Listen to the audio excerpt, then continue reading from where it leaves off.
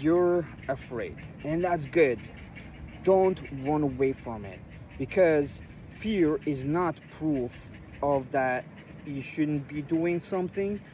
It's proof that that whatever that something is really matters to you. Wherever it's the relationship, the business, the hobbies, the video, the purpose, and whatever your heart desires to follow through. And this is your vision of yourself that is keeping you, still keeping you in your head. And it's not scared because it's not important and it's impossible. It's scared because whatever that shift, it's gonna transform you into someone that you don't know. So that's what you're afraid of. This is Elijah. Let's talk about fear. That person doesn't believe it's possible. That's the real battle. Is they keep saying that I want success, I want love, I want peace, I want that purpose. However, deep down internally, they believe something that all of that won't happen. They hesitate in their thing, they overthink, and they delay, and they allow fear to step in. That's how they self-sabotage and they stay comfortable. It's not because they're lazy, it's because they don't believe that they can actually do the thing or have it in. And this is what happens is you subconsciously or unconsciously um, protect yourself in not trying. So which means that it's instead of risking disappointment, what you do is you stay in the familiar and you stay in the suffering mode, and that's being feels less predictable.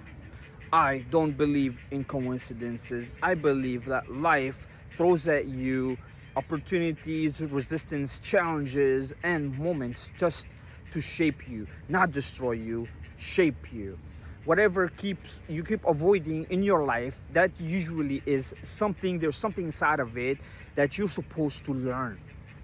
And if you practice the avoidance to become an avoidant, then that just persists. And if you practice hesitation, then that will prolong. If you practice courage, even in small dosages, that's when you get more courageous and your identity forms around that courage. People think confidence appears first. Nah, that does not happen. Action comes first, then confidence sets in afterwards.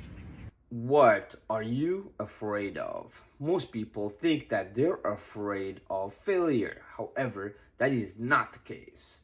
What they're afraid of is commitment to self. That means showing up when you don't really feel like it, and posting when nobody is watching, and training when you feel like and your motivation disappears, and continuing on with results that seems invisible.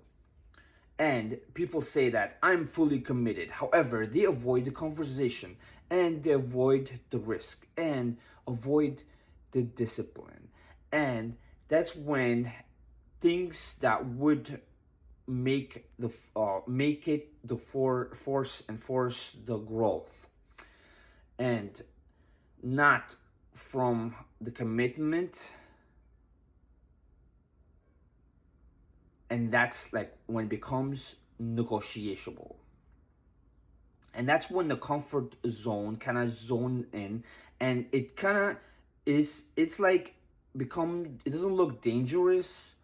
However, it puts you out of your your visibility and your identity and the confidence, and that's when you start to avoid. I used to be terrified of what people thought about me. It's like how I look, what people would say, and people, how people would judge me, whether they do or not. And without even realizing it, I was abandoning myself. And I let other people's opinions control my actions. And that's actually the deepest form of self sabotage. That's when nobody said anything, and I started moving like it had weight. That's when life mirrors back. I started playing smaller, started hiding and diluting myself.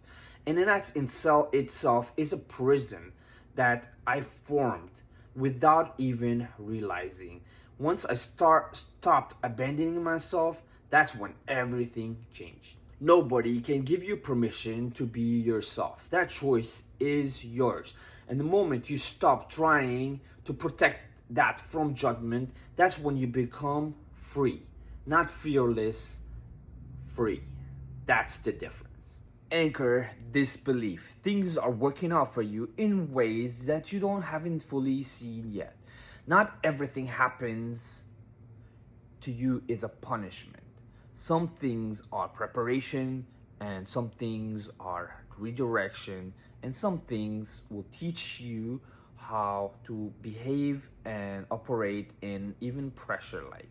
And yes, fear still exists, and everyone feels fear. The difference is, how do you show up? Because that man that you admire, the version of yourself that you're chasing, he moves anyway.